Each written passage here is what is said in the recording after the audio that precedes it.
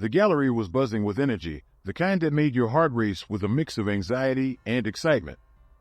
I stood near my paintings, each stroke a piece of me exposed to the world. The New York art scene was cutthroat, and tonight was my chance to prove myself. As patrons moved from one canvas to the next, murmurs of appreciation filled the room. It was all going well until I found the note. Tucked discreetly behind one of my canvases, it was a simple piece of paper with a message that read, "Your art speaks to my soul. We are destined to create together." At first, I thought it was just a fan's admiration, a welcome boost to my ego in a sea of critical eyes. But as I reread the words, something about the handwriting, sharp and precise, made my skin prickle. Jake, my boyfriend, approached with 2 glasses of champagne. "You're doing great, Claire. People love your work."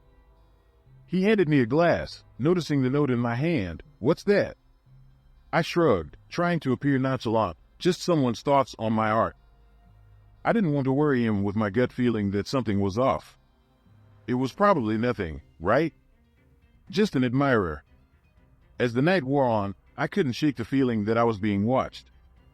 Faces blurred into a collage of strangers, and every shadow seemed to shift with intent. I brushed it off as nerves, the pressure of the evening getting to me. But when I returned home that night, the note lingered in my thoughts like a whisper in the dark, hinting at something more sinister lurking beneath the surface. A week later, I found myself back in my studio, surrounded by the comforting chaos of canvases and paint. The gallery night had been a success, but the note's words lingered, an itch I couldn't scratch away. I tried to push it from my mind, focusing instead on a new piece I was working on, a vibrant abstract that spoke of hope and resilience. That morning, as I prepared for another showing, something unusual caught my eye. One of my paintings, an intimate self-portrait I hadn't shown anyone yet, had been altered. Tiny details were added, details no one could have known about, like the scar on my knee from a childhood accident and a pendant I used to wear. I stared at it, my mind racing. Had I done this myself in a late-night stupor and forgotten? The thought was absurd, yet the changes were there, vivid and deliberate. I called Mara, my best friend and confidant. "Mara, you have to see this. Someone's been in my studio." She arrived, eyes widening at the altered painting. "Claire, this is unsettling. Do you think it's connected to that note?" Her question hung in the air, heavier than the lingering scent of oil paint. I didn't want to believe it, but the coincidence was too eerie. It has to be. But who would know these things about me? As I locked up the studio that night, a creeping unease settled over me. The city was alive with its usual cacophony, but beneath it all, I sensed a silent symphony orchestrated just for me, playing a tune of foreboding and obsession. I was no longer sure what was real and what was imagined. All I knew was that someone had breached my sanctuary, and I had to find out who before it was too late. The morning light filtered through the curtains, casting shadows across my laptop screen. I sipped my coffee, trying to shake off the lingering unease from the studio incident. As I opened my email, a flood of new messages appeared, each one more alarming than the last. Subject lines read, "Personal details leaked, you might want to see this," and "Artistic expose." My heart pounded as I clicked through them. Someone had accessed my personal accounts, leaking sensitive information to art circles and blogs. The most intimate details of my life, old sketches, diary entries, and even private thoughts about my work, were now public. A deep sense of violation washed over me. How could this happen? Panic gripped my chest as I realized the stalker's reach extended beyond my physical space into the digital realm. My phone buzzed with a text from Jake. "Claire, have you seen this? Call me ASAP." I dialed his number, my voice shaky. "Jake, I don't know what's happening. Someone hacked me. They know things, personal things." His voice was steady but tinged with concern. "We need to go to the police, Claire. This is serious." I nodded, though he couldn't see me. The fear was tangible now, no longer just an abstract worry. "I'll meet you at the station." But even as I made plans to protect myself, a part of me hesitated. What if the stalker was someone I knew? Someone close enough to know my secrets? As I left the apartment, I felt eyes on me, a constant, unnerving reminder that I was never truly alone. The police station buzzed with activity, a stark contrast to the dread pooling in my stomach. Jake stood by my side, his presence a comforting anchor in the chaos. After giving my statement, an officer assured us they would investigate, but his words felt hollow against the backdrop of my fear. Back home, I tried to piece together who could be behind this. My thoughts circled Mara, my closest friend. She had access to my life, my studio, my thoughts. But could she really be the one tormenting me? I needed answers. I called Mara over, my voice strained. Mara, I need to talk. It's important. She arrived, concern etched on her face. Claire, what's going on? You look like you've seen a ghost. I took a deep breath, meeting her gaze. I think someone close to me is doing this. Someone who knows me well. Her eyes widened in shock, hands trembling slightly. You don't think it's me, do you? The accusation hung in the air, a bitter taste between us. I wanted to believe her, to trust the friend who had been there through thick and thin. But the seed of doubt had been planted, and I couldn't shake it. I don't know what to think, Mara, but I need to be sure. Please, just tell me if you know anything. Her expression softened, a mix of hurt and understanding. I swear, Claire, I'm not involved. But I'll help you find out who is. The tension eased slightly, but the fracture in our trust was undeniable. As Mara left, I felt more isolated than ever, trapped in a web of uncertainty. Whoever the stalker was, they were skilled at manipulation, turning my world upside down. And as night fell, I realized this was just the beginning of the nightmare. Days turned into a blur of anxiety and paranoia. Every shadow seemed sinister, every face a potential threat. I spent hours combing through my online presence, trying to identify how someone could have hacked me. It felt like a futile effort, chasing ghosts in the digital ether. Then, a breakthrough. While reviewing the security footage from my studio, something I hadn't considered before, I caught a glimpse of someone entering in the dead of night.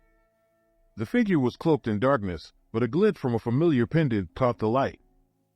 It was a piece Mara often wore, an antique necklace she cherished. My heart dropped. Could it really be her? The thought twisted my insides, a betrayal so deep I could barely fathom it. Yet, the evidence was damning. I felt a mix of rage and disbelief, my mind racing to make sense of it all. I needed to confront Mara, but part of me hoped for an explanation that would exonerate her. I texted her, asking to meet at a nearby cafe, hoping to mask my suspicion under the guise of casual conversation. As I waited, my mind replayed every interaction we'd ever had, searching for signs I might have missed. Mara was my confidant, my ally in this chaotic city. But now, as doubt clawed at my heart, I questioned everything. The cafe door swung open, and there she was, smiling as if nothing had changed. But for me, everything had. The tension between Mara and me was palpable as we sat across from each other. I forced a smile, trying to keep the conversation light, but my mind was elsewhere, fixated on the footage I'd seen. Mara, I need to ask you something, I began, my voice steady but my heart racing. Have you ever been to my studio at night? She frowned, taken aback. At night? No, why would I be? I hesitated, searching her eyes for any flicker of deceit. I found security footage showing someone entering. They were wearing a necklace just like yours. Mara's expression shifted from confusion to hurt. Claire, you can't seriously think it's me. I wouldn't invade your space like that. I wanted to believe her, but the evidence was too compelling. Yet, as she spoke, I noticed a subtle tension in her shoulders, a defensive posture that betrayed more than words. I don't want to think it's you, Mara, but I need to be sure. Mara sighed, rubbing her temples. Okay, I get it. Let's figure this out together. Maybe someone is setting us up. Her suggestion gave me a sliver of hope. Perhaps the stalker was more cunning than I realized, turning us against each other to cover their tracks. As we planned our next move, I realized that the upcoming exhibition would be the perfect opportunity to catch the stalker in the act. With Mara's help, I set a trap. But as the exhibition night approached, the fear of betrayal lingered, a shadow that refused to fade. The night of the exhibition arrived, and the gallery buzzed with anticipation. My heart pounded in my chest, both from the excitement of showcasing my work and the fear of what might unfold. Mara was by my side, her support a comforting presence despite my lingering doubts. As the evening progressed, I discreetly watched the attendees, looking for any sign of the stalker. My plan was simple: confront whoever tried to tamper with my work. I hoped the presence of so many people would deter them, but the gallery's dim corners offered too many places to hide. Then, as I turned to speak with a guest, I caught a glimpse of movement near one of my altered paintings. My pulse quickened. It was a figure cloaked in shadows, their attention focused entirely on the canvas. I knew this was it, the moment I had been waiting for. With a deep breath, I approached, ready to face the truth. As I neared the figure, my heart sank. It was Mara, her hands adjusting the painting, a familiar pendant glinting under the gallery lights. The realization hit me like a tidal wave: she was the stalker. "Mara," I said, my voice a mix of disbelief and betrayal, "why?" She turned, her eyes filled with a mix of desperation and guilt. "I never meant to hurt you, Claire. I just wanted to be a part of your success." Her confession was a twisted echo of the words from the note, her obsession revealed. My mind reeled, the weight of her betrayal crushing. But before I could respond, a security guard approached, alerted by our confrontation. The truth of Mara's actions came to light, and she was escorted away, her presence fading into the crowd. In the aftermath, I felt both relief and sorrow.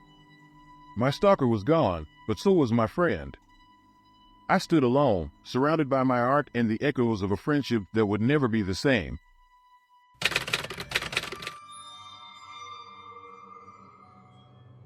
The forest always felt like home to me. As I followed the narrow, winding path with my friends, the world outside faded away. The air was crisp with the scent of pine and earth, and the towering evergreens provided a canopy of dappled sunlight that danced on the forest floor. It was a sanctuary where I could forget the pressures of university life and immerse myself in the tranquility of nature. Today's hike was meant to be a reprieve, a chance to recharge before the onslaught of exams and projects. My friends and I laughed and chatted, our voices mingling with the calls of distant birds. But as we ventured deeper into the woods, a strange feeling crept over me, like a whisper at the edge of my consciousness. I paused to take a sip of water, scanning the dense underbrush. That's when I noticed a figure standing just beyond the trees. At first, I thought it was a trick of the light, but as my eyes focused, I saw him clearly. He was watching us, his features obscured by the shadows, but there was no mistaking the intent in his gaze. A shiver ran down my spine. "Did you see that?" I asked, turning to Sophie, my closest friend and fellow nature enthusiast. "See what?" she replied, glancing around. "I don't see anything." I shook my head, trying to dismiss the unease. "Nothing, I guess. Just my imagination." We continued our hike, but the figure lingered in my mind, an unwanted companion to my thoughts. The forest, once a place of peace and solitude, now felt tinged with a hint of menace. I couldn't shake the feeling that something, or someone, was out there, watching my every move. When I returned to my apartment later that day, I couldn't shake the feeling of being watched. I tried to focus on my assignments, but my mind kept drifting back to the shadowy figure in the woods. It was as if the tranquility of the forest had been replaced by an oppressive silence that followed me home. As I settled into the evening routine, a strange envelope caught my eye on the kitchen counter. My heart skipped a beat. I hadn't left it there.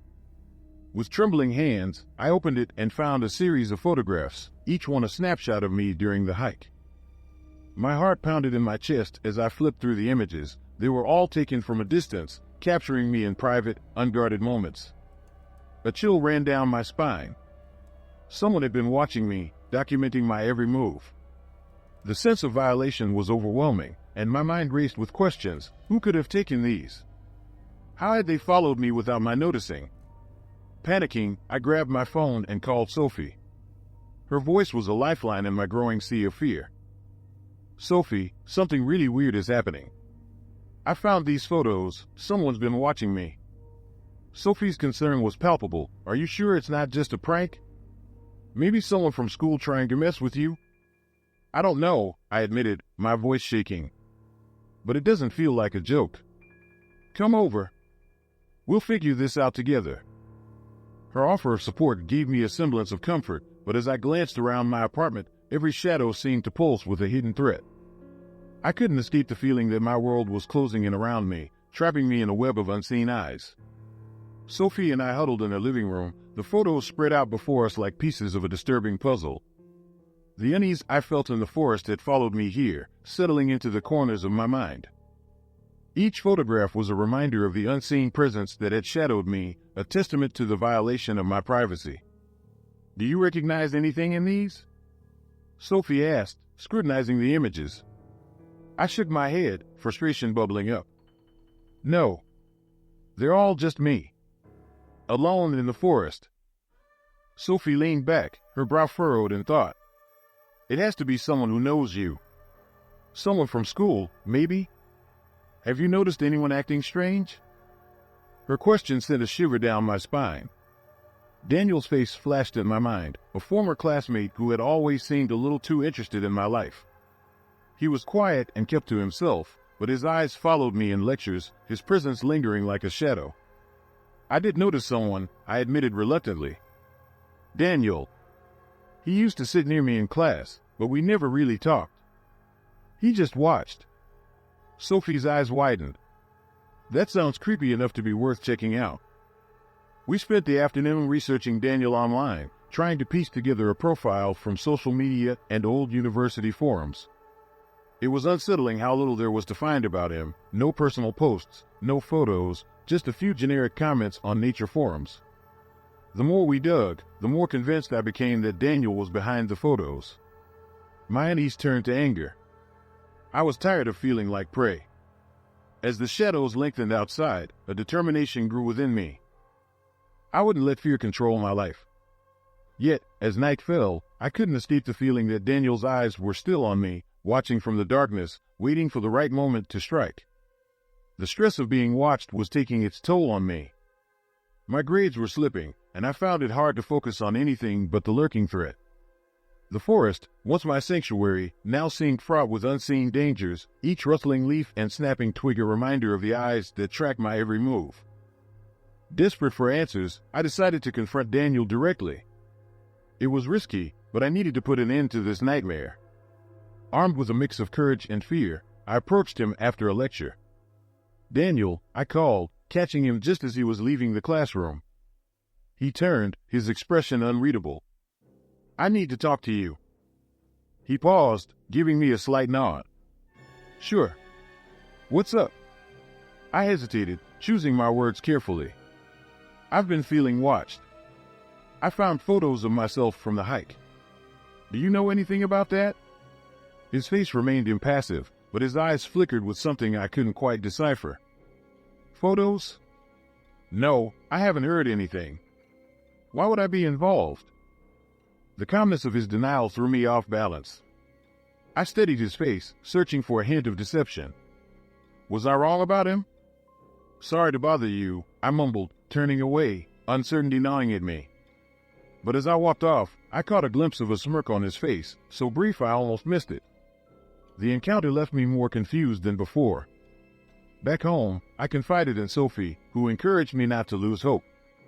"Maybe we need more evidence. Let's not give up yet." But as the days passed, Daniel's actions grew bolder. I found notes on my doorstep, each more unsettling than the last.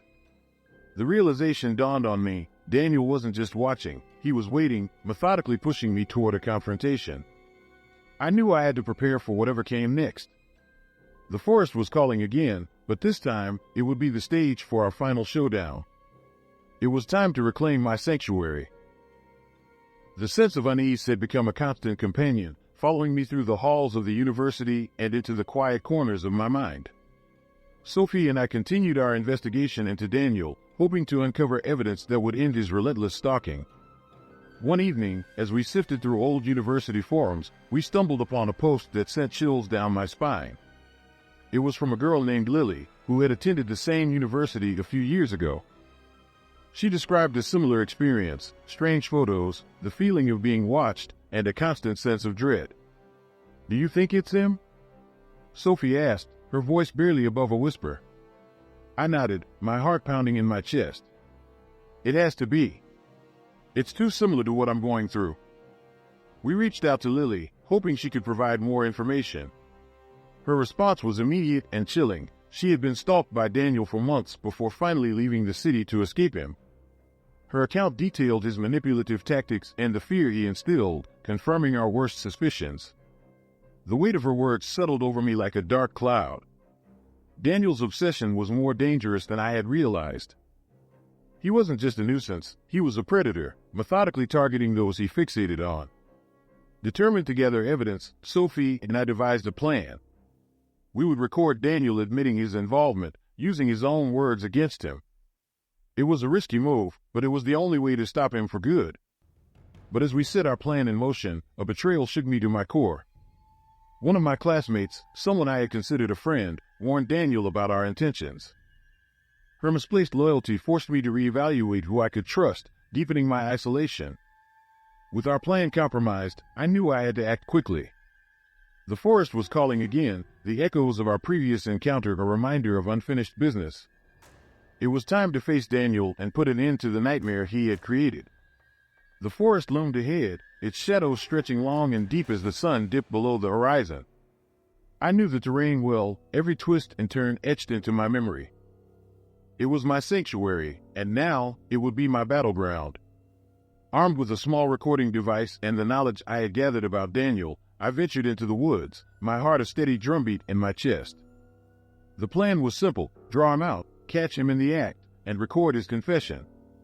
As I made my way deeper into the forest, the familiar sounds of nature enveloped me, the rustle of leaves, the distant call of an owl. Yet, every sound seemed amplified, a reminder that I was not alone. Suddenly, I heard footsteps behind me, echoing my own. I quickened my pace, leading Daniel into the heart of the forest where the trees grew thick and the path became a mere whisper of dirt. Emily, his voice called out, a sickening mix of familiarity and menace. "You know you can't run from me forever." I turned to face him, my voice steady despite the fear coursing through me. "I'm not running. I'm here to end this." Daniel stepped closer, his expression a mix of curiosity and contempt. "You think you can stop me? You don't understand, Emily. I'm trying to protect you. You belong here, with me." The recording device was tucked safely in my pocket, capturing every word. "You're not protecting me, Daniel. You're terrorizing me." His eyes flickered with anger, the mask of concern slipping away to reveal the predator beneath. The tension crackled between us, the forest holding its breath. In that moment, I knew I had to rely on more than just words to escape. The forest was my ally, its secrets familiar to me alone. With one last look at Daniel, I turned and ran, weaving through the trees with the agility of someone who had spent years exploring their depths. Daniel gave chase, but the forest conspired in my favor, tripping him up with roots and branches. As I reached the edge of a clearing, I stopped, turning back to see him struggling to keep up. The confrontation had left me shaken, but a new resolve took hold. I had the evidence I needed, and now it was time to bring Daniel's reign of terror to an end. The forest, once a place of fear, now felt like a sanctuary as I made my way back, adrenaline coursing through my veins. I clutched the recording device tightly, knowing it held the key to freeing myself from Daniel's grasp. The evidence was irrefutable, his voice admitting to everything. I emerged from the woods just as the first light of dawn crept over the horizon, painting the sky with hues of pink and gold. Sophie was waiting for me at the edge of the trail, her expression a mix of relief and worry. "Did you get it?" she asked, her voice barely a whisper in the quiet morning. I nodded, holding up the device. "I did. It's over, Sophie. We can finally stop him." Together, we headed to the police station, where I handed over the recording. The officers listened intently, their expressions shifting from skepticism to understanding as Daniel's words filled the room. It was a moment of vindication, the weight of months of fear lifting from my shoulders. With Daniel's confession in their hands, the police moved quickly, apprehending him later that day. The news spread through campus like wildfire, and for the first time in weeks, I felt safe. But the victory was bittersweet. The experience had changed me, leaving scars that would take time to heal. Yet, in that moment, I realized I was stronger than I had ever given myself credit for. I had faced my fears and emerged victorious, reclaiming my life and my sense of self. In the weeks that followed, I returned to my studies with renewed focus, determined to move forward. The forest was once again a place of solace, its beauty unmarred by the shadows of the past. I found peace in the rhythm of nature, the quiet moments allowing me to reflect on my journey and the strength I had discovered within myself. Sophie and I became closer than ever, our friendship forged in the fires of adversity. She stood by me through it all, her unwavering support a constant reminder that I was not alone. With Daniel's arrest, I took it upon myself to help others who had faced similar threats. I became an advocate for awareness and safety, sharing my story to empower those who felt silenced by fear. Yet, as life began to settle into a new normal, I couldn't shake a lingering sense of unease. One evening, as I was leaving the library, I found a note tucked inside my backpack. It was unsigned, but the message was clear: the forest keeps its secrets. Chills ran down my spine, the words echoing in my mind like a haunting refrain. It seemed that my story wasn't over, that the whispers of the wild still held mysteries to unravel. As I looked out into the encroaching darkness, I felt a familiar thrill, a reminder that even in the face of fear, I had the strength to stand my ground. The forest had taught me its secrets, and I was ready to face whatever lay ahead.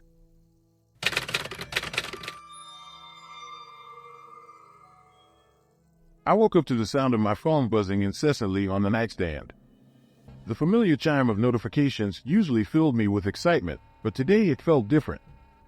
As I squinted at the screen, my heart sank. Dozens of messages and alerts bombarded me with accusations and confusion. "What did you post last night? Read a message from Rachel." "Is this some kind of joke?" another friend asked. I scrambled out of bed and opened my social media accounts. There was a slew of bizarre posts, all under my name. There were ramblings about conspiracies, illegal activities, and worse, confessions to crimes I hadn't committed. Each post felt like a dagger to my carefully curated online persona. My hands shook as I tried to delete the posts, but they wouldn't budge. Panic set in. What if everyone believed these lies? My followers were dropping by the second, and my inbox was flooded with angry messages. The digital world I had built, the place where I felt most at home, had turned against me overnight. I needed help. Quickly, I messaged Rachel, asking her to come over. As I waited, I couldn't shake the feeling that someone was watching me, lurking behind the screen. The invasion was just beginning. Rachel arrived in record time, her face a mask of concern and confusion. "Laura, what's going on?" "This isn't you," she said, scrolling through my feeds. I shook my head, my voice trembling. "I have no idea how this happened. I went to sleep, and everything was fine." She glanced at me skeptically. "Could you have been hacked?" This seemed so targeted. The thought chilled me. Someone was trying to ruin me, and they were doing an excellent job. But why? Who would want to sabotage my life like this? "I need to call Daniel," I said, grabbing my phone. Despite our history, Daniel was the only one who might know how to fix this mess. His background in cybersecurity made him my best bet. Rachel gave a reluctant nod. "If anyone can help, it's him." As I dialed his number, a new notification popped up, a private message from an anonymous account. "Enjoying the show? This is just the beginning." My heart raced as the words burned into my mind. Whoever this was, they were taunting me, and they knew exactly what they were doing. My hands trembled, but I refused to give in to fear. Daniel answered, "Laura, what's up?" I took a deep breath. "I need your help. Someone's hacking my life." Daniel met me at a small cafe, his laptop already open and ready for action. His eyes were serious as he said, "I've looked into the posts. Whoever did this knows their way around cybersecurity. It's not just a random attack." The weight of his words hit me. This was personal. My mind raced, trying to think of anyone who might want to harm me, but nothing made sense. "Whoever it is, they're using advanced techniques to cover their tracks," Daniel continued. "It'll take time to pinpoint their location, but I'll do what I can." As he typed away, I watched people pass by the window, unaware of the chaos unfolding in my life. My phone vibrated again, another anonymous message. "You can't stop me. I know everything about you." A shiver ran down my spine. They were right. They knew things, personal details I hadn't shared publicly. This wasn't just an attack on my digital persona, it was a violation of my privacy. Daniel looked up, noticing my distress. "Hey, we'll figure this out. You're not alone." His reassurance was a lifeline amid the turmoil, but the fear lingered.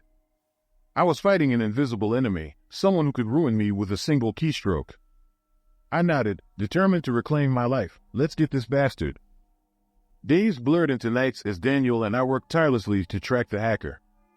The digital footprints they left were faint, but Daniel's persistence was relentless. "We've got something," he said one evening, pointing to his screen. "There are traces linking the hacker to a previous incident, a cybercrime ring that targeted influencers." I leaned in, heart pounding. "Can we identify them?" "Not yet, but it's a start," he replied. "We need to dig deeper." As we delved into the dark corners of the internet, the hackers' taunts grew bolder. They began altering my emails, sending messages to my sponsors, and fabricating scandalous stories. I received another chilling message: "You're losing everything." How does it feel? The stress was immense, my career was on the line, and every day brought a new wave of chaos. Friends started distancing themselves, unsure of what to believe. "Laura, you can't let this destroy you," Rachel urged, though her voice wavered with uncertainty. Her words reminded me that the hacker's ultimate goal was my downfall. I couldn't let them win. "We'll get through this," Daniel assured me, his confidence a beacon in the storm. Together, we pressed on, determined to uncover the truth and bring my tormentor to justice, even as they lurked in the shadows, ready to strike again. It felt like I was living in a nightmare. The more Daniel and I uncovered about the hacker, the deeper their reach seemed to go. I couldn't escape their grasp, even in the comfort of my own home. I spent my days waiting for the next message or post to hit. Then it happened. Rachel called, her voice filled with betrayal. "Why are you messaging me about this?" she demanded. Confused, I opened my messages. To my horror, the hacker had been impersonating me, reaching out to people in my life, revealing personal secrets. "Rachel, it's not me," I pleaded, but the damage was done. The hacker's ability to weave themselves into my life was terrifying. I couldn't tell who was safe or who might be a pawn in their game. Trust was slipping through my fingers, and the isolation was suffocating. I knew I needed to confront Rachel, to explain, but the hacker's plan to alienate me was succeeding. Friends distanced themselves, and I felt like a stranger in my own world. Daniel tried to reassure me, "We're close to finding out who's behind this. We won't let them win." His support was unwavering, but the fear that I might never reclaim my life lingered. The hacker's presence was everywhere, twisting my reality and making me question everything. Determined to reclaim my life, Daniel and I devised a plan to lure the hacker out. We needed to set a trap, but it required careful planning and precise execution. "Let's create a trail of false information," Daniel suggested. "If the hacker takes the bait, we might be able to trace their location." The idea gave me hope. Finally, we had a strategy. I posted a cryptic message on my accounts, pretending to reveal my plans and secrets, all fabricated to draw the hacker in. The response was immediate. The hacker took the bait, leaving digital traces behind. Our trap was working. I felt a mix of fear and excitement as Daniel tracked the hacker's movements. We were so close, yet the danger loomed larger than ever. The hacker's presence was insidious, their motive still a mystery. As we prepared for the digital confrontation, I steeled myself for what lay ahead. The hacker had taken so much from me, my reputation, my friendships, my sense of safety. But I was ready to fight back. With Daniel by my side, we pushed forward. My resolve hardened, knowing that reclaiming my life meant confronting the enemy head-on. The hacker was about to face the consequences of their twisted obsession. The air was thick with tension as Daniel and I watched the hacker's movements on his laptop screen. Each click brought us closer to uncovering their identity. "We're getting close," Daniel said, eyes fixed on the data flowing across the screen. His confidence bolstered my resolve. The hacker was slipping, leaving behind traces we could finally use. Suddenly, Daniel stopped. "There it is, a signal bounce. We've got a location." My heart raced. The hacker's hideout was finally within reach. But the fight wasn't over yet. We needed to expose them, ensure they couldn't disappear into the shadows again. Together, we launched our counterattack, spreading false leads, creating digital noise to confuse and isolate the hacker. The plan was to force them to reveal more as they scrambled to maintain control. As the digital battlefield raged, I felt a surge of empowerment. I was no longer a passive victim, but an active participant in reclaiming my life. The hacker, frantic and overconfident, made mistakes. Finally, Daniel managed to breach their defenses, revealing the face behind the screen, Alex Turner, a name I'd heard whispered in the darkest corners of the influencer world. His twisted obsession was laid bare, and I felt a strange mix of triumph and pity. We had him trapped, his power over me shattered. Alex Turner's arrest felt surreal. The tormentor who had haunted my life from behind a screen was now a powerless figure, shackled by his own hubris. The aftermath of the showdown was a whirlwind of police interviews, media attention, and a flood of emotions. I was relieved yet wary. The scars of Alex's invasion ran deep, and trust would take time to rebuild. With Daniel's help, I slowly began to piece my life back together. My online presence, once a source of pride and connection, felt foreign but slowly regained its warmth as I reclaimed control. Using my platform, I decided to speak out. This experience showed me the dark side of the digital world. We need to be vigilant, protect our privacy, and support each other. The response was overwhelming. Messages of support poured in, renewing my faith in the community I'd nearly lost. As life returned to a semblance of normal, a message appeared in my inbox. Did you really think it was over? My blood ran cold, but I took a deep breath. Like the story? Hit like and subscribe. See you in the next story popping up on your screen at this exact moment.